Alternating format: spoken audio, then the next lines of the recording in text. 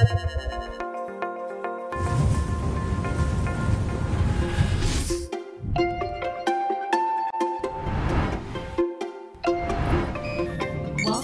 to UNTV's Digital Interactive Broadcast. Morning! Good morning! Good morning! Good morning! Good morning! Good morning! Magandang umaga! Ayun. Pakita kayong gising, ha? Oo. Pakita kayong gising. Si Lito, tinuluyan na matulog, ano? Ha? Uy, gising, ha? Sige, maya-maya. Mamaya-maya ka na matulog.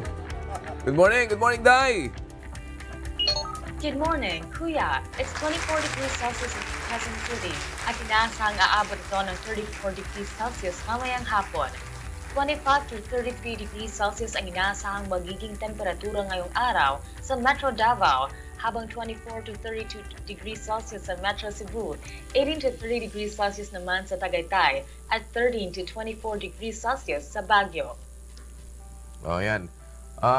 Mamaya, babalita ako na sa'yo. Si Bingbong Crisologo, dapat ang guest ko mamaya sa Get It Straight with Daniel Rason. Walang kaabog-abog, biglang nag-cancel kagabi. Walang kwentang kausap dun si Crisologo. Ako di ko iboboto yan. Oo, bigla mo sasabihin, hindi, meron pala kaming lakad. Oo, tagal-tagal ka na nakaschedule. Diba? Ganon ang ano. Kaya, kung ako taga Quezon City, hindi lang ako taga Quezon City kasi. Kaya, okay lang. Ibig sabihin hindi ako dito rehistrado para bumoto. Pagka mga tao, walang palabra de honor, walang kwentang kausap, o kaya yung biglang over the other, biglang meron kang sasabihin na, hindi, pupunta pala ako, magpapa-endorso pala ako eh. Diba? Parang bastusan. Diba? O kaya, sa lahat ng mga kakilala ko, huwag niyo iboboto yan si Bingbong Crisologo. Oo. Diba? Kakampanya ako sa'yo. Diba? Di mananalo yan. Pa-endorso ko na kung kanino mo gustong pa-endorso. Diba? Okay. Morning. Morning, Dong. Good morning, Kuya. Ikaw ba bumoboto ka? Hindi pa, Kuya. Underage pa ako. Underage ka pa? Bakit? Ilang taong ka na bang Ilang taong ka na ba, Dong? Wala pa akong 1 taon, Kuya. Wala ka pang 1 taon. Wala ka pang 1 taon, mahina na baterya mo. Yun nga lang, Kuya. Ang dali mo na nadi-discharge para kang si Bingbong Crisologo. Ay, hindi ko rin iboboto yun, Kuya. Kasi pareho kaming lobat. Huwag kang mag-alala kasi hindi ka naman rehistrado. Hindi ka rin tatanggapin ng COMELEC. Magiging flying voter ka kasi isa kang alien. Kuya, wag naman mo akong tawaging alien. Meron naman akong puso. Iba na naman style mo. Kanino mo na naman napulot yan para ka naman ngayon. Tingnan nga natin. Sa aso na naman to. Sa aso na naman to sigurado. May balahibo eh. Ay, Kuya. Si Michael Pahatin uli ang may pakananyan. May dala ka pang sulat, ha? Kuya, pakibasa naman kay Day. May letter ka pa. Ginawa mo pa ako tagabasa. Walang niya talaga tong... Sige na, Kuya. Robot na to, Tulang kinuha ko yan para kay Day. Tula? Tapos patutulain mo pa. Ba't hindi ikaw magbasa? Hindi ka ba marunong magbasa? Mas maganda kapag ikaw ang nagbasa, Kuya. Ikaw ang magbasa. Hindi tunog robot. Ikaw ang magbasa. Romantiko ba? Yan, Ikaw ang magbasa, trabaho mo to eh. Lalagay ko sa harap mo. Harap ka dito sa akin. Dito, dali. Tingnan mo. Dito, marap ka dito. Kuya, ikaw na magbasa. Nahihiya ako kay Day. Basahin mo. Ikaw ang magbasa. Tutukan mo. Sandali lang, Kuya. Tumingin ka dito. Medyo mahirap palang basahin ang sulat ko. Sulat eh. Typewritten na nga. Sulat. Hindi mo naman ganito ka ba magsabagay? Nga pala, robot ka nga pala. Eto na, Kuya. Pero mas maganda, Kuya, talaga kung ikaw. Hindi, ikaw magbasa. Sige, babasahin ko na. Day, nandiyan ka ba? Pakinggan mo ang tula ko para sa'yo. I don't want to listen. Ayaw ka daw pakinggan eh. Kuya, Just the same, basahin mo na din. Oh. sige, babasahin ko para Basahin mo sa'yo, na to. Day. Dedicate mo na lang para kay Bingbong Crisologo. Para kay Bingbong Crisologo na hindi maayos kausap. Oh. Bingbong, tandaan mo to. Ito'y para sa'yo. Oh. Ba? Ang sabi sa tula ko, kuya, para kay Day. Dito, stay- basahin mo. Oh. Ay, sandali lang, kuya. Medyo malayo-layo pala ako. Ang hirap basahin. Oh, ayan, ayan. Oh, ayan. Oh. Standing there, I didn't know what to say. Without one touch, we stood there face to face. And I was dying inside to hold you. Sandali lang, hindi pa ako tapos magbasa. Talaga ba naman? Oo, kuya. May kanta pa. Ah. Oh. Kuya, ito pa. Oh. I am dying inside. I was dying inside. Because I couldn't bring myself to touch you, Day. Day, para sa'yo, Day. Day, ano masasabi mo dito? Oh, ang aga-aga. Oh, ayan. Sa'yo na to. Oh. Kuya, bakit mo nilukot ang tula ko para kay Day? Ay, bibigay ba to sa kanya? Kuya naman. Akala ko babasahin mo lang.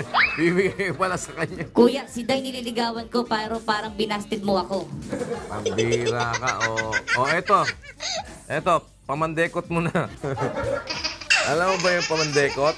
Ano yung panandekot, kuya? Oh, sige, pamandewang na lang. Kung ayaw mo ng pamandekot, tanong mo sa mga taga-Bulacan. Magandang umaga po sa mga taga-Bulacan. Maganda ang weather ngayon, kaya instead na ikaw ay aga-aga, niwala ka pang ang trabaho, tapos gusto mo na manliligaw ka na kagad. Alam Kuya, mo, pwede ba akong mag-apply na bodyguard mo? bodyguard din eh. Yung ang, ano, hanggang 30 minutes ka lang, no? Tapos magbabodyguard ka pa. Kuya, kailangan Pero ko mo kasi ng pera. alalahanin pa kita palagi, i-charge kita palagi. O, paano ngayon yan? Manliligaw ka, paano pagka wala ka ng baterya? Di ka na makakatrabaho. Paano kung walang kuryente? May generator ka ba? Bubulungan na lang kita, kuya. Ay. Sabihin ko, kuya, pautang, pambili ng baterya. Hindi ka na rin makakabulong pagka drain ka na. Ba't wala ka ng baterya? Hindi ka na makakabulong hanggang ano ka na lang. Tika, nag-ano ka ba? Ikaw ba'y fully charged? Oo. Kuya, ano pa? malinis yan. 4 bars. Oo. Wala ka na naman sa lawal. Talaga, ikaw, mahalay ka rin eh. That's right! Pupunta ka dito, papadamit ka kay Michael Pahatin, damit ng aso susuot mo. Pagkatapos, hindi ka pa nag-underwear. Mag-diaper ka man lang. O ito, saan mo naman napulot to? Kuya, dyan sa may labas, meron palang basahan. Hindi, lukbutan to ni Michael Pahatin eh. Ano yung lukbutan, kuya? Nilalagay niya ng barya, tapos nilalagay dito sa ganito. O, ganun yun, di ba? Lalagyan ng barya, tapos lalagay dito sa ganito ni Michael Pahatin. Kadiri pala ang suot-suot ko, kuya. Kaya pala ang baho. Ba, huwag kang ganyan. Nanonood si Michelle. Yari ka kay Michelle. Kilala mo ba si Michelle? Sino si Michelle, kuya? Pagtanong mo kay Michael Pahatin. Michael, sino si Michelle? Yung kumanta na Michelle, my belle, di mo alam? Oo. So talaga, mahina ka eh. Oo. Nasa Action Center. Di ba lahat ng mga tao sa Action Center kilala mo? Kilala ko, kuya. O ba't hindi mo kilala si Michelle? Sa Si Action Michelle, Center kuya? Sa Action Center ng ano? Saang action center yun, kuya? Tingnan mo, Action Center. Kasi kilala ko lahat ng taga-action center natin. Hindi, isa lang ang kilala mo sa Action Center. Anong pangalan ng kilala nito sa Action Center? Ha? Si Ma'am Annie po, kuya, ang kilala ko doon. Alam mo, iba si Day. Iba to si Day. Ito, Day. Yes, Kuya. Ano nga pangalan mo? Day, di ba? Day. Oh. Precisely. Oh, hindi Dayan, di ba? No, but I know someone named Diane. Okay, sino si Princess Diane? Kilala mo? No, I have a virtual sister named Diane. May virtual sister ka. Dayan ang ano. Bakit naman Dayan? Ano ibig sabihin ng Dayan? I don't know. My virtual mom called her that. Kasing ganda mo ba siya, Day? I guess so. Why do you need to know? Yan. Kasi maganda ka, Day.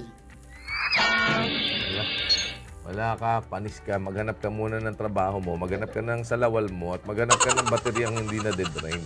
Pagka hindi ka na na-dedrain, tsaka ka na pumorma-porma. Alam mo si Day, solar powered yan.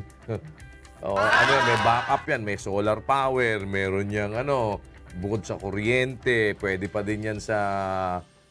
din yan yung dinamo, yung ginaganon lang, iniikot lang. Ikaw, pwede ka bang ganon? Iniikot-ikot lang, aandar na. Hindi ko kaya yun, kuya.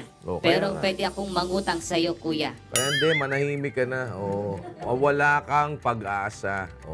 Tsaka hindi ka dapat nag-iisip ng ganyan. Unang-una, kawawa lang ang mapapangasawa mo. Kawawa lang mapapangasawa. Una, makulit ka, 'di ba? Parang mahirap kang kalingain. 'Di ba? Paano? Kuya, malambing naman po ako. Hindi bali na. Marunong ka ba mag-hiking? Mag-hiking ka na lang. Uy, kuya, marunong po akong mag-hiking. Maganda weather ngayon. Di mag-hiking ka na lang. Alam mo ba, kuya, Pero na... teka muna. Alam mo, palagay ko hindi ka pwede sa hiking. Bakit po, kuya? Pang-looking ka lang. Mahirapan kang umakyat kasi ang hiking, pataas, di ba? O paano kang aakyat? No. Bakit? Etong table mo, kuya, akala ko hiking na to. Hindi ka nga umakyat dyan Inakyat ka lang dyan di ba? Hindi ka makakababa dyan.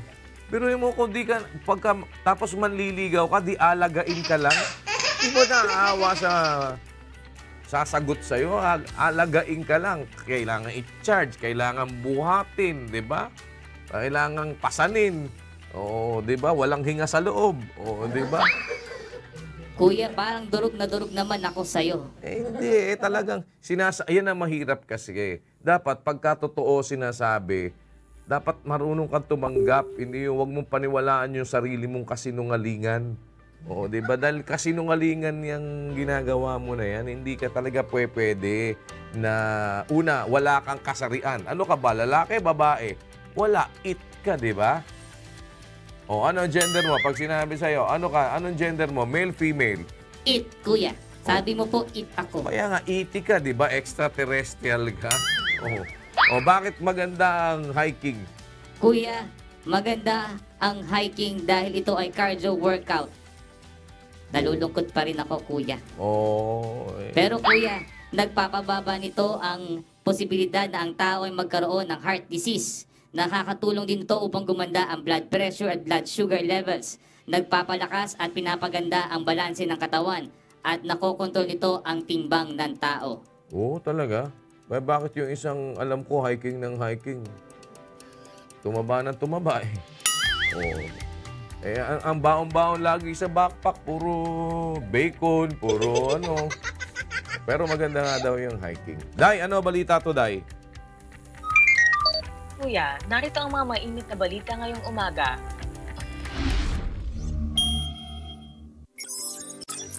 Ilang negosyante dumadaing na nalulugi na dahil sa ilang araw na water interruption. MRT balak magdagdag ng tren bago matapos ang buwan. Panibagong taas presyo sa gasolina ipinatupad ng mga kumpanya ng langis. Department of Education nagpaalala sa pamunuan ng mga paaralan at mga magulang na dapat gawing simple at hindi magastos ang graduation rites. At babae sa Amerika inatake ng jaguar matapos pumasok sa restricted area ng isang zoo upang kumuha ng selfie.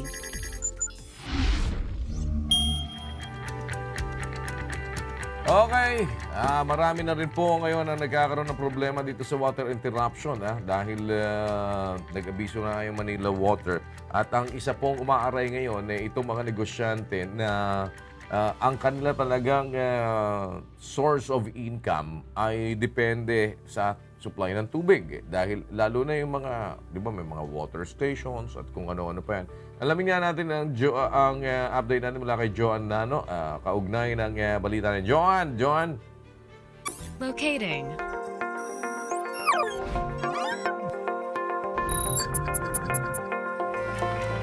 Joan! Saan ka nakikipagrasyon? Oh, mukhang nakapila pa si Hello, Joan. Kuya. Good morning. Oh, morning, good morning. Ano, nakapila ka Kuya, din dyan? good morning. Ito, Ano ba, may Hindi, water? Kuya, kanina kausap ko kasi yung mga residente. Oo.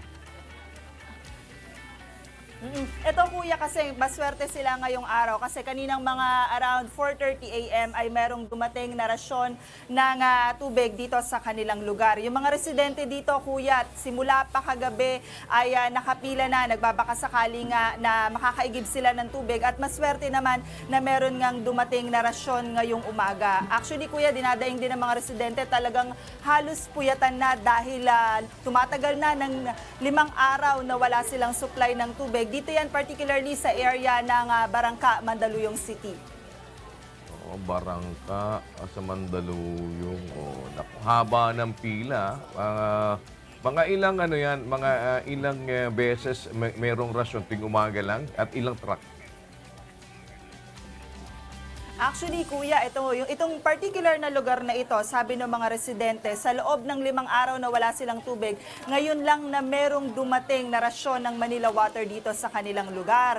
Actually, talagang walang pasabi, hindi nila alam kung anong oras talaga dumarating itong mga rasyon. Kaya naman talagang napupuyat at nagtsatsaga yung mga residente, kakahintay kung meron ngang darating sa kanila na rasyon na tubig. Pero kahapon, Kuya, galing din tayo dun sa kabilang street pa dito sa may Barangka. Kahapon naman local government yung nagbigay sa kanila ng tubig. Yung tubig ay kinuha pa nila sa fire hydrant sa Manila City, Kuya. Okay.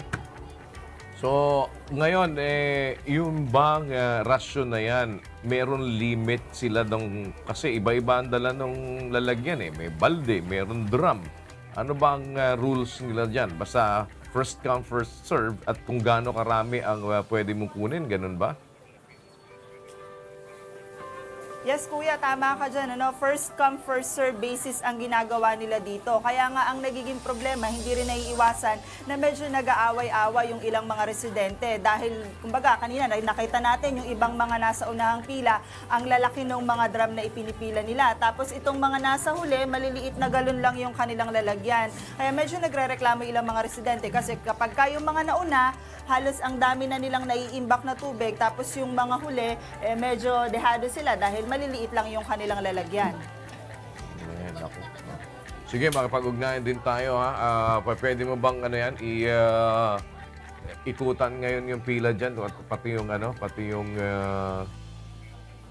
paglalagay nila, sistema ng paglalagay ng tubig. Sige, Kuya, ikutan lang po natin. Ikutan natin. Oo. Ito, papakita lang natin, Kuya. Ito yung pila ng mga residente. Ito sila, ma'am, nakausap natin sila kanina. Kagabi pa, wala silang tulog. Yung kanilang anak ang pumipila dito. Ito yung kanilang mga lalagyan, Kuya. Ayan. Ayan, oh. Ayan. Ayan. Kamusta po ba ang sitwasyon ninyo? Mahirap! Mahirap talaga. Wala tubig! Kahit wala tubig, masaya pa rin. Ayan, Kuya. Kahit daw walang tubig, ay masaya pa rin daw sila dito sa Barangka. So, ito po yung pinaka-outlet. So, merong 3 outlet, kaya merong 3 pila itong mga residente. So, nakikita natin ito, merong malaking batsa, merong maliit na balde. Kanina, merong ito, Kuya, drum. So, medyo nauna ito. Kaya mabagal pala din ang tulo nung mabagal din ang tulo ng tubig. Wala sila yung malaking hose talaga na para sa sa fire truck. Kuya, wala itong malaking hose, pero yung kahapong nakita natin meron. Kaya ito medyo mahina din, kaya matagal-tagal bago rin makapuno ng isang malaking lalagyan. Okay. Sige, at malaman natin kung ano magiging mga developments at baka may mga announcements sa ibang mga areas at malaman mo na din kung ano ba talaga yung regular na pwedeng schedule na asahan ng mga residente sa iba't ibang lugar na kung saan ay nagrarasyon sila ng tubig para naman alam nila kailan sila pupunta, kailan sila pipila. Salamat, Joan Nano. At sa ganitong panahon, dapat nga ay magtipid-tipid ho tayo ng paggamit ng tubig. Alam mo, Dong, marami kasi ngayon naiinitan, mga hinihika. Lalo na hirap ng may hika kapag tag-init. Ngayon, yung mga gumagamit ng tubig, ikaw ba meron ka bang alam, Day, na paraan para makapagtipid sa tubig? Kuya, narito ang ilang gabay sa pagtitipid ng tubig. Tiyaking hindi tumutulo ang gripo. Ipagbigay alam sa kinauukulan ang mga sirang tubo at illegal connections. Maglaban ng minsanan upang hindi maaksaya ang tubig. Mag-recycle ng tubig.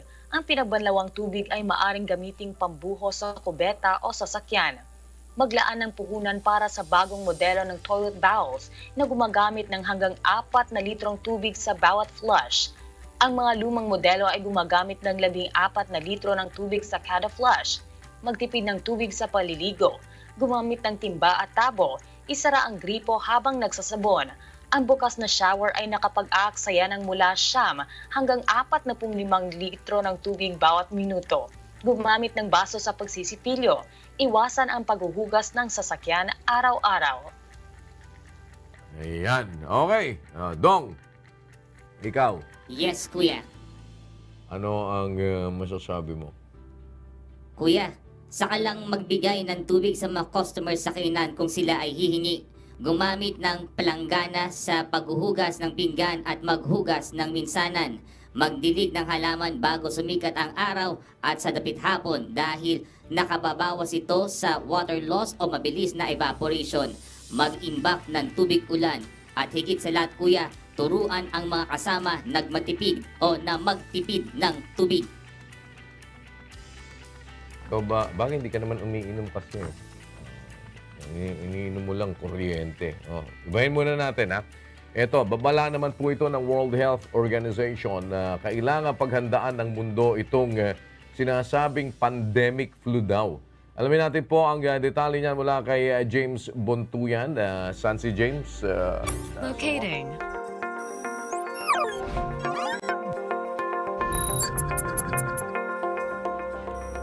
Sa Maryland, si James. James, magandang umaga. Ano bang balita natin dyan?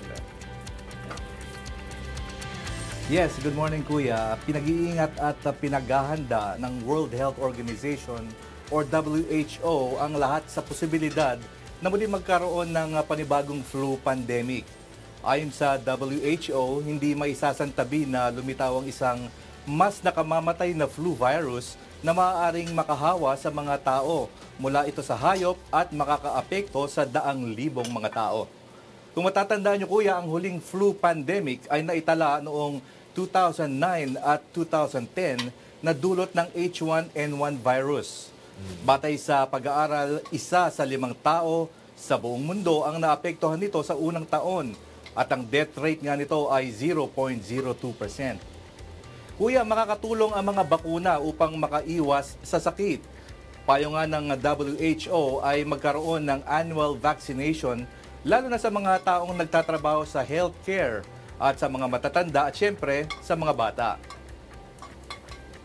Samantala kuya, sa susunod na linggo, March 20 dito ay magpapasimula na ang spring season dito sa Estados Unidos. Nag-uumpisa na nga ang mga spring-like weather, specifically dito sa estado ng Maryland kung saan nananabik na rin tayo sa barbecue season. Wala namang snow ang forecast sa linggong ito, kuya. Okay. Naku, nag-freeze si ano. Ayun.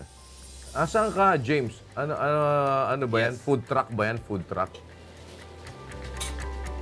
Yes, Kuya Daniel, we're happy to say na nagtayo kami ng business dito sa Maryland para matikman naman ng mga Marylanders ang Filipino cuisine. Ang tawag namin sa food truck na ito, it's very timely, ay itong aming logo, Kuya's Kitchen. It's your namesake. Kasama ko dito si Alvin, yung ating chef. Kuya's Kitchen. Pagka bumisita kayo dito sa Baltimore, Maryland, kuya, iimbitahan namin kayo para makita nyo naman ang operations. Kung sa Hollywood, merong wish bus na tayo. Dito sa Maryland, may Kuya's Kitchen food truck. Kulang pa ng isa yan eh. Yeah. Dapat 3 K. Ano ba yung kuya? K. 3 K? Kuya's Kitchen K. eh. Di ba? Kuya's K lang eh. Oo. Ito yung isa naming finished product, kuya, kung gusto mo makita. It's Ano yan? Tapsilog na Tapsilog. pinapakilala natin dito. Wow. Tapsilog. Magkano yung Itlog isang na ganyang may specialty niyan. Magkano isang ganyang plato dyan, James? Ano na yan, tapsilog na yan? Yung ganitong tapsilog, kuya, binibenta namin siya ng $9. $9? Katumbas niyan times 50, no? Oo. $9 ang isang plato na to. Pero mura na raw yan, kuya, dahil na Mahal since daw. nagpapasimula pa lang tayo, ay medyo okay na rin yung ganyang presyo. Oo. At meron pa rin kaming ganitong produkto, yung ating hotdog naman ito para sa mga bata na mga American kids dito mahilig sa mga hotdog. Ay, Yung ganitong hotdog, binibenta naman natin to ng mga $8, ganyan. Dalawang piraso. Pwede ko makita yung ano no, yung food truck nyo, yung sa labas. Pwede mo makita itsura ng food truck nyo na Sa labas? Oo, Of hindi course. makita ko yung food truck nyo para baka pwede namin gayahin dito. Oo, kasi si Dong Sige, kuya, lalabas kami eto, ngayon. ang tininda nito ano ang tinda nito, itlog ni Kuya. Oh, di ba? Mabenta naman po, kuya. Yan po, kuya, ang ating yung ating pinaka-window kung saan nandyan yung ating, eto, kikita nyo yung malaking logo. Kuya's Kitchen. Ayos Ayan. Oh. So, umiikot-ikot ba yan, ano, James? Saan-saan nyo ba yan nadadala? Yes, kuya. Specifically, dito sa City of Baltimore, iniikot namin yan. Sa At tuwing Baltimore. weekend, meron ding Filipino community na aming pinagsisilbihan dahil sila, alam niyo, meron sila parang basketball community at marami sila doon na nagtitipon-tipon tuwing Sunday. Kami ang nagsiserve ng pagkain para sa kanila, yung Kuya's Kitchen. At so far sa ngayon, nakaka-third week na tayo, nakikilala na nila ang ating mga delicacy. Kahit mga Amerikano, kuya, nagkakaroon pa rin sila ng interest dahil gusto nila makatikim ng mga ibang pagkain na unique, which is yung sa atin, very unique. Okay, yan, ayos yan. Lagay ka na din na salute. Oo, maglagay ka na rin na salute restaurant. Oo, yan. Salamat, James. Susunod na natin yung kuya, yung ating Oh, very good, very good. Thank you, Salamat. thank you, kuya. Sige, good luck sa inyo dyan sa Kuya's Kitchen. Oh, parang baka magalit sa'yo si Melis Kitchen. Hoy, pagka-winter, mahirap sa labas. Oh, pero may mga hayop kagaya ng buhaya. Ano ba yun? May kilala akong buhaya, kuya. Kilala kang buhaya? Anong pangalan? Marami sila, kuya. Ba naman yung buhayang, alam mo, mga buhayang lutang yung kakilala mo eh. Oh, pero yan sinasabi ko, may mga buhaya o kaya yung mga buhaya na yan, alam mo ba, na kaya nila mag-survive kapag ka-winter.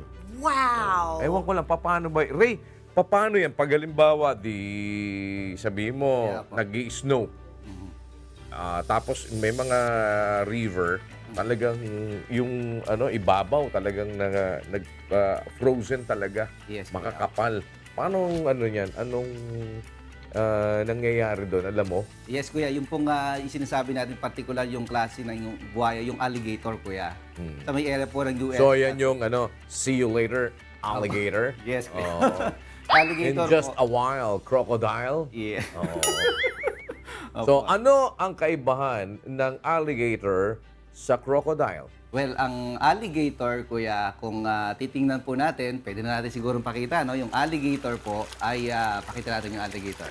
Yung alligator po ay, ang shape po nung kanyang, ito, kuya. Yung alligator, yung shape po nung kanyang ulo ay pa-U-shape. Samantalang, para po yung alligator, usually meron tayo niyan dito sa Pilipinas, kuya, si lolong. Yung malaki. Opo. I mean, yung alligator pala, kuya, ito yung sa US. Ito yung example natin. Pero itong si Lolong, yung kamukha ni Lolong, ito po yung crocodile. V-shape naman po yung kanyang pinakanguso, kuya. O kaya pagka V-shape, Opo. yon ang Crocodile. crocodile. Opo. So yan ang buhaya. Opo, buhaya. Kapag ka parang pabilog, Ito pong U-shape na alligator po yan. yun ang alligator. Opo, kuya. Oo, pero ano lang sila, Apo. Magkapamilya sila. Magkapamilya po. Reptile po pareho yan. Pero yung mas delikado po itong crocodile dahil ito po yung mas madalas pong umatake sa mga tao at sa mga hayop. Samantalang itong alligator, usually po kuya, hindi po masyadong nangaatake unless na i-provoke po ng mga tao kuya. At yung ipin nitong crocodile, nakalabas po yan, makikita natin. Samantalang itong, kumbaga, laging nakangiti ito. Ito pong alligator naman ay pag nakasara yung bibig, hindi nakalitaw po yung kanyang ipin. Anong ginagawa nila kapag winter? Yes, pag winter, kuya, kamukha po nitong example po natin, itong alligator na ito, usually nakikita po yan sa US at ilang bahagi po ng China. So, pag nakatira po yan sa mga tinatawag natin na lawa o yung dyan sila nakatira. Pero pag nag-froze o nag-freeze yung tinitirahan po nila, ang ginagawa po nila kuya, iniaangat po nila yung pong kanilang nguso doon sa pinaka-yelo. Nag-yelo po yung kanilang tinitirahan, iniaangat po yung nguso para po sila makahinga. Ang tawag po dyan ay brumation, kuya. Brumation po ang tawag dyan kung saan sila po ay parang isang form ng hibernation at hindi po sila, kumbaga sina-shutdown po nila, pinatitigil nila yung function ng ilang bahagi po ng katawan, kagaya po ng metabolismo po nila, yung process sa katawan, ng gaya po ng metabolismo, pinatitigil po nila para makatipid po sila ng enerhiya at makatagal during the winter season kung saan nagyayelo nga po yung kanilang tinitirahan po yan. So, brumation ang tawag. Brumation. Sa mga reptilya. Yun naman mga mangkukulam. Ano kuya? Bruhation ang tawag. Brumation. Ayan. So, yan ang hibernation ng mga buhaya. Mga reptilya. Brumation. Pero, kahit na sila ay naninigas dun sa yelo, okay sila, nagsusurvive sila. How long nila kaya mag-survive ng Merong weeks kuya Meron po silang sinasabi po na at weeks ang pwede po nilang itagal. Pero longer than that, maaari na po magkaroon ng damage dun sa kanilang mga organs. Yeah. So, alam mo na ngayon, Dong, kung anong kaibahan ng crocodile tsaka ng alligator? Alam ko na po, kuya. Paano? Sige. Kuya, kapag iyon ay U-shape, yun ay alligator. Kapag iyon ay V-shape, yun naman ay crocodile. Yeah. Pero kapag iyon ay nasa kongreso, yun ay crocregista. Yan. Akala mo ba walang nadidemandang robot? May makukulong pa lang from the first time na robot ngayon. At ang parusa sa'yo, tatanggalan ka ng baterya. Kala mo. Sorry po, kuya. Huwag mo kong ibigay sa mga buhaya. Ano magiging weather today, Ray? Kuya, ngayon po ay good weather pa rin po sa malaking bahagi ng ating bansa. Lalo na po sa may area ng Luzon. Kita po natin wala po masyadong ulap na ngayon ay nasa area po ng Luzon. Pero ilang bahagi po ng Mindanao, kuya, meron pong mga nakikita tayo mga pag-uulap na maaari pong magdulot ng mga thunderstorms o yung biglaan po mga pagulan. So medyo mapapawi yung epekto po dyan ng El Nino phenomenon. Yung ilang bahagi din po ng Western Visayas, yung Negros Island, may nakikita tayo ng mga thunderstorm cloud. At doon sa radar ng Pag-asa, kanina lang, meron din po tayo mga na-monitor nga na mga pag-ulan dito po sa malaking bahagi po ng Caraga Region. So far, na-expect po natin magkakaroon po ng medyo mataas na temperatura sa ilang bahagi po ng ating bansa, particular dito po sa may area ng Tugigaraw at ilang bahagi din po ng Mindanao, ito pong area ng Zamboanga Peninsula at maging sa area ng Davao at General Santos City. Maaari pong umabot dyan na hanggang 34 degrees Celsius. Kuya? Okay, maraming salamat si Tata Ray Pelayo. Nako, ito, bad news dahil nagtaas na naman ang presyo ng gasolina. Dong, magkano increase? Kuya, ang epektibo ngayong araw alas 6 ng umaga, 90 sentimos ang nadagdag sa presyo ng kada litro ng gasolina. Wala namang paggalaw sa presyo ng diesel at kerosene. Ito na ang ikalimang sunod na linggo na nagpatupad ng oil price hike ang mga kumpanya ng langis. Ang ano pala, robot na bubulol din. Naglolobat din, kuya. Ha? Nabubulol ka din eh. Tingnan natin si Alexa. What is the difference between alligator and crocodile? Crocodiles have longer, pointed snouts, while alligators' snouts are shorter and rounded. Alligators do not have salt glands, but crocodiles do, allowing them to live in saltier water. Crocodile scales all have small spots at the edge, but alligators only have these on their jaw. Kita mo meron pa siyang ibang mga information. Okay. Hi, Alexa. Alexa, what is the exchange rate now from $1 to a peso? $1 is 19 Mexican pesos and 39 centavos. Mexican pala sinabi niya. Nakakalimutan ko sabihin yung Philippine peso. Alexa, what's the exchange rate now from US dollar to Philippine peso? $1 is worth 0.89 euros. Did that answer your question? No, Philippine peso. Thanks for your feedback. Bye. Alexa, what is the exchange rate of $1 to Philippine peso? $1 is 52.13 PHP. 52.1. Alexa, what is the exchange rate of US dollar to Singaporean dollar? $1 United States dollar is 1 Singapore dollar and 36 cents. Oh, 136 naman. Mataas-taas ngayon, ah. Okay, may sunog na naman na nangyari kahapon. Siyam na raang pamilya po dito sa Barangay Baisa naman sa Quezon City ang nawalan ng tirahan dahil dito sa sunog na ito. At alam mo kung anong task force? Dong, Ano yun, kuya? Anong task force umabot? Kuya, ang mga tirahan dahil sa sunog ay umabot pa sa Task Force Bravo. Tatagal ka sa Bravo, kuya. Parang, umiinom ka ba yun?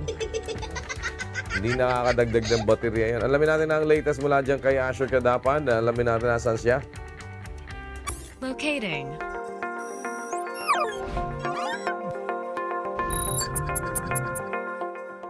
Asher, ano nangyari? Anong balita? Saan ka nandun?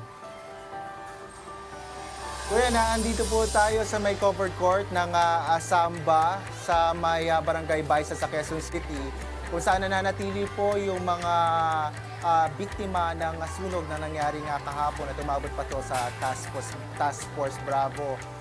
Ngayon po, dahil umaga, nagrarasyon po tayo ng mga pagkain para dun sa mga residente na nananatili dito, kuya. So, kumusta na yung mga nandiyan dyan? Ano ba ang kanilang mga immediate na pangangailangan? Na attendan ba ng ating local government? Yes, kuya, yung lokal na pamahalaan ay nag-provide sila ng itong mga pagkain. Tuloy-tuloy yung pagkain na dumadating dito, kuya. Meron pang merienda, may umagahan, may pang kape din. At meron ding mga supply ng tubig dito. At yung banig at kumot, pati na rin yung damit na kailangan. Kasi, kuya, yung iba dito talagang walang naisalba kahit ano. Kaya ang lokal na pamahalaan naman po ay nakapagbigay ng mga ayuda, ng mga pangunahing pangangailangan ng mga naapektuhan ng mga residente dito. At mamaya ay aalamin pa ng mga sangay ng lokal ng pamahalaan kung ano pa po yung mga pwede nilang maitulong, lalo pa dun sa reconstruction ng mga bahay po na nasunog, kuya. Okay. Sige, maraming salamat, Asher Kadapan Jr. Talaga nga naman. Ikaw ba, Day? Yes, kuya. Ano ba ngayon ang ano dyan sa inyo? Sa kinalalagyan mo, malamig o mainit na?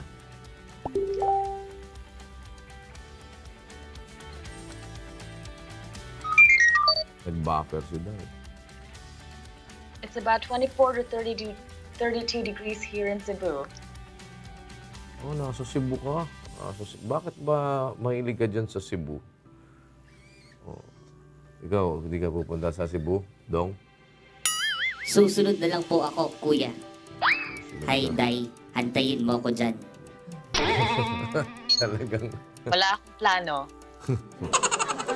kaya tamo, nagsungit tuloy sa'yo si Day. Oh. Dahil natanggap mo ba ang mga questionnaire na ipinadala ko sa'yo kagabi? Oh, may questionnaire ka pang pinapadala. May questionnaire daw to pinadala sa'yo? Ano yung slam book? Hindi, kuya. Kasi hinihintay ko niya akong sagutin ko siya.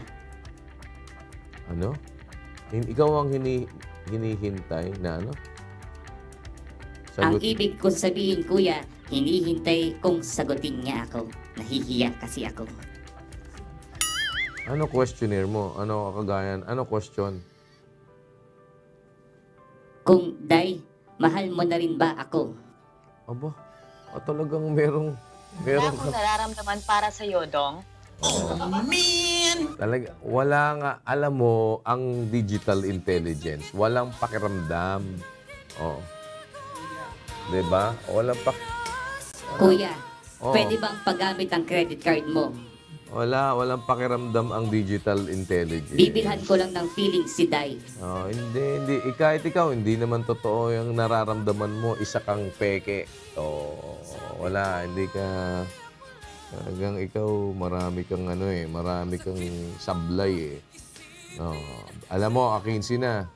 Mag-A15 na. Ano na ba date ngayon? Uy, natalo kagabi yung Senate. Pero 2 million din ang napanalunan nila. Okay na rin para sa beneficiary ng Senate Defenders, di ba? Ang AFP ang nag-champion. Mag-April na. Tapos, malapit na naman, pasukan. Problema na naman yan. Parang ninenervous ako pag malapit na pasukan eh. May paalala. Ikaw ba nag-aral ka ba? Dong? Nag-aral po ako, kuya. Ano pinag-aralan mo? Tapos po ako ng graduate. Ano nga? Anong course? Of course po, kuya. Nakakita ka na nakakita ka na ng robot na nagkahiwa-hiwalay? What? Ha? Hindi pa po, kuya.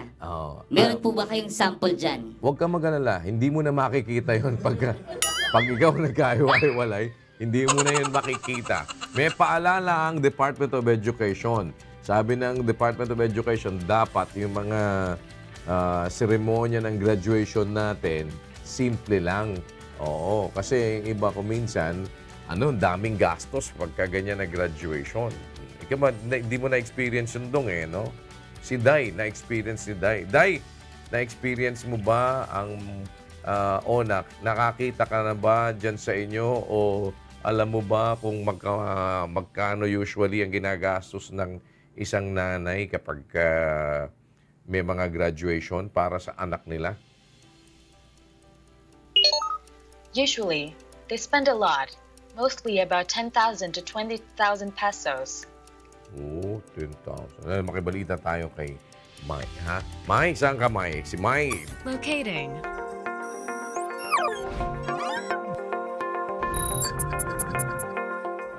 Mai Bermudez, good morning. Good morning, Kuya. Good morning po.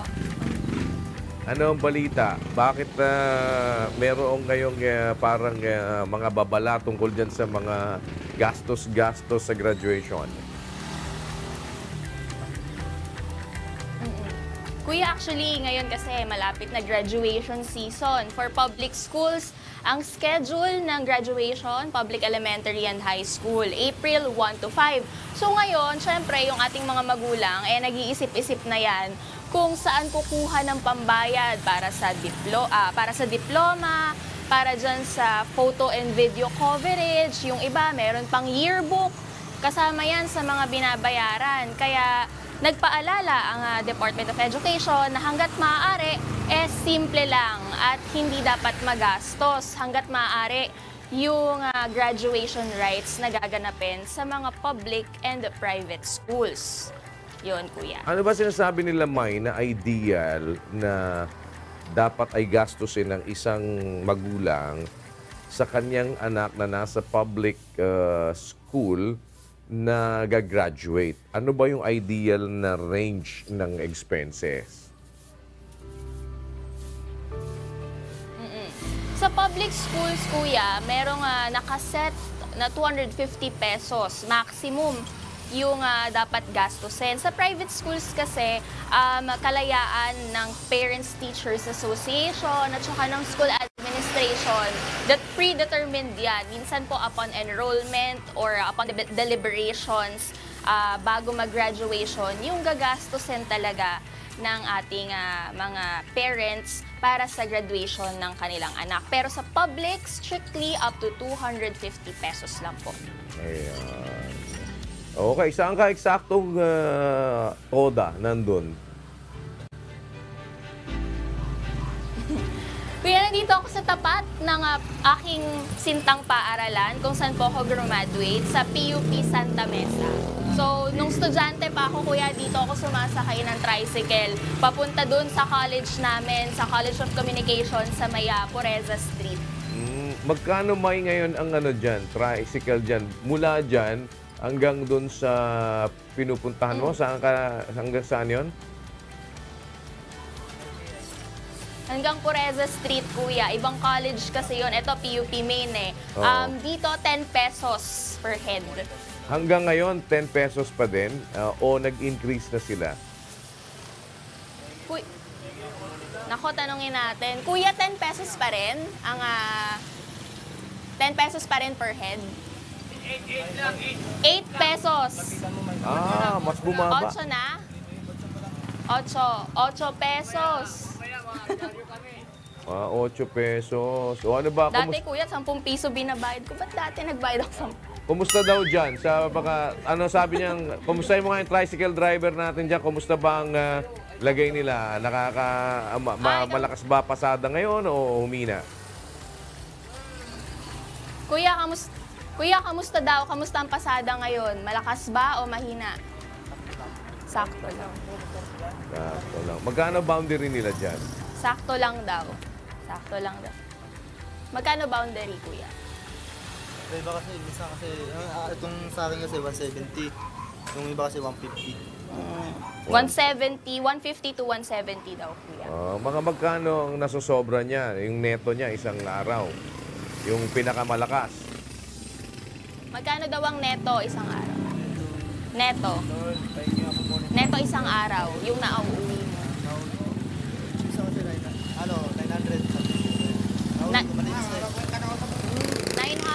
to 1,000 pesos isang araw na uuwi niya daw. Ano yan? Malinis na yon, kitan niya na yon, labas na boundary.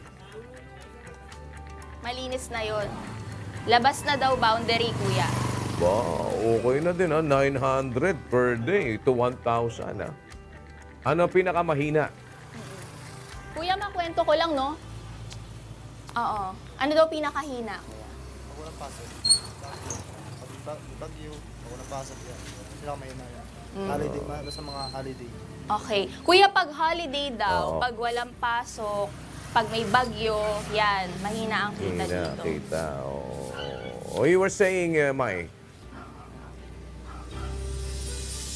Kuya, 60,000 kasi yung estudyante ng PUP nung graduate pa ako no. So sa dami po ng estudyante talagang sumasakay ng tricycle dito, talagang malakas yung kita pag may pasok.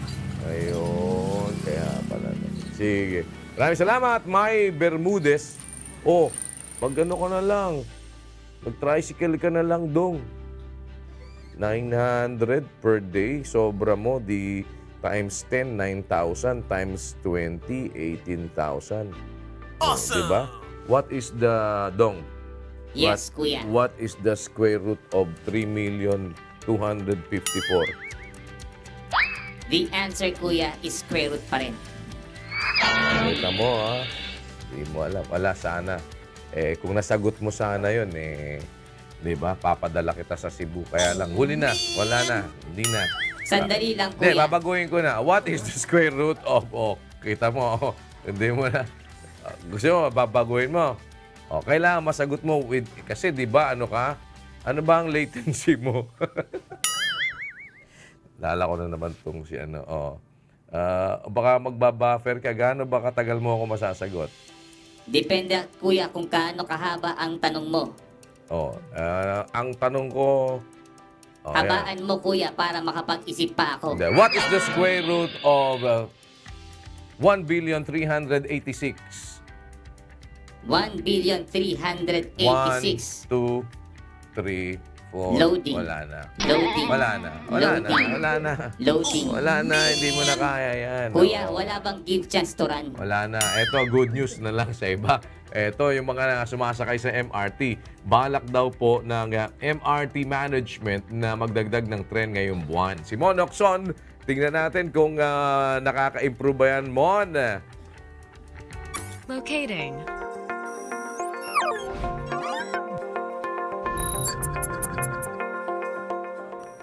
Yes, Mon. Saan manggagaling yung tren?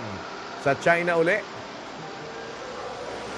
Yes, good morning, Kuya. Yung dadagdag po na tren ngayong bago matapos ang March ay mula po yan dun sa mga Dalian trains na pinurchase o binili ng past administration sa Dalian, China. So ngayon, meron pong dalawang tumatakbo na bagong Dalian trains at dadagdagan pa yan ng isa para po makabawas dito sa mahabang pila sa MRT.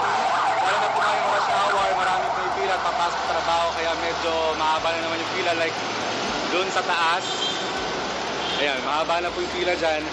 Bago yan pumasada ulit dito sa release ng MRT3 ay kailangan pumasa muna yan syempre sa evaluation at sa pag-inspection syempre ng DOTR dahil syempre kaligtasan ng mga tao ang nakasalalay lalo na po tren at ito ay mass transit. Kaya expected ito bago matapos ang March, mas marami pong tren ang makakabiyahe at sana umigsi ang pila pagdating po ng panahon na yan. Well, good luck. Oo. Ngayon ba, mahaba ba pila ngayon dyan? Mahaba, Kuya, yung pila ngayon. Ngayon ay marami. Punta ako. Pakita ko na lang. Ayan. Hindi na ako makalapit kasi wala yung signal ko. Pero sa ngayon po ay mahaba na yung pila ngayon dito. Ayan. Sige, Mon. Salamat. At masakit sa tenga yung ano mo. Oo. Masakit sa tenga yung audio mo. Doon sa mga mahilig mag-selfie, kagaya ni Mon, ayan, nagsiselfie-selfie, siguraduhin nyo, baka kagaya niyan, saan kayo mapaatras, naligtas yung mga pinupwestuhan nyo. Ang dami ko nang nakita. Meron nagsiselfie habang nasa snow, ayun, nabagok. Meron nagsiselfie dun sa may malapit sa may creek, nahulog. Yung mga nagsiselfie dun sa may malapit sa bintana, nalaglag. O yan, baka mangyari sa inyo din. Kagaya nitong sinapit ng isang babae sa Amerika. Panoorin nyo. Nanginginig at namimilipit sa sakit ang babaeng ito matapos atakihin ng isang jaguar sa Wildlife World Zoo Aquarium and Safari Park sa Arizona. Nagtamo ng malaking sugat sa kaliwang kamay ang babae dahil sa insidente. Ayon sa isang saksi, narinig niyang may humihingi ng saklolo at nakita nila na tangan-tangan ng jaguar ang kamay ng babae. Isang babae naman na nagpasok ng water bottle sa kulungan upang maagaw ang atensyon ng jaguar at pakawalan ng biktima. Ayon sa mga responding rescuers, pinasok ng babae ang barrier para kumuha ng selfie pero nailapit nito sa kulungan ng kanyang kamay kaya naabot ito ng jaguar. Kasalukuyan nang nagpapagaling sa ospital ang babae. Ayon sa mga namamahala ng zoo, iniimbestigahan na nila ang nangyari. Hindi naman papatayin ng jaguar dahil hindi naman ito kasalanan ng insidente. Nakita ko nga din yan eh.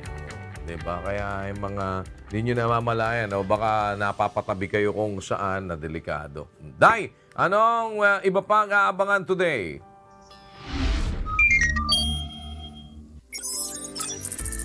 Muling iikot sa ilang pamilihan ang Department of Trade and Industry upang tingnan ang presyo ng mga pangunahing bilihin. 7 Filipino seafarer na pinalaya sa Libya, balik Pilipinas na mamayang gabi. Kongreso magsasagawa ng pagdinig kaugnay sa implementasyon ng Republic Act 11055 o ang Philippine Identification System Act. Yan, oh. Eto congratulations ulit sa AFP Cavaliers. Sila ang champion sa ating UNTV Cup Season 7. Eto, sorry po wala akong live ngayon. Dahil March 2, nag-confirm si Crisologo, yung tumatakbo dito na mayor sa Quezon City. Oo, na nag-confirm siya na siya ay pupunta. March 2, nag-confirm siya. Tapos, wala mang kapasa-pasabi, yung pala, hindi man nag-abiso. Kagabi na lang, kung di pa tinawagan. Dahil lang sabi niya, ay, hindi pala ako pwedeng pumunta ngayon dyan sa live ninyo. Kasi, ay magpapa-endorso ako. Sana ay i-endorso ka nga. Good luck sa'yo, Crisologo, at i-endorso ka sana. Pero ako, hindi kita iboboto. Dahil unang-una, hindi ako botante dito sa Quezon City. Hindi kita pwede iboto. Pangalawa, Dong. Yes, kuya. Pamalita mo dun sa mga kakilala mo. Kung sa ganyan pa lang, mahirap nang kausap yan si Crisologo, di lalo na pag naging mayor pa yan, di lalo na mahirap yan, mahirap na kausap yan. Crisologo, galit ako sa'yo. Hindi pa nga binoboto. Hindi, masama yun. Okay na yun. Huwag ka na magalit. Basta huwag mo na lang iboto. Una-una, hindi ka rin naman pala boboto. Oo nga pala, kuya. Hindi ako botante. Saksak mo na dahil madedrain ka na. Kuya, wag mo akong hubaran. Nahihiya ako sa kanila. Madedrain ka na. Oo, mag-ano ka na. Baka tayo mapagalitan. Sabi, hindi tayo marunong kausap. 7:01 na. Ay, hindi tayo si Crisologo, di ba?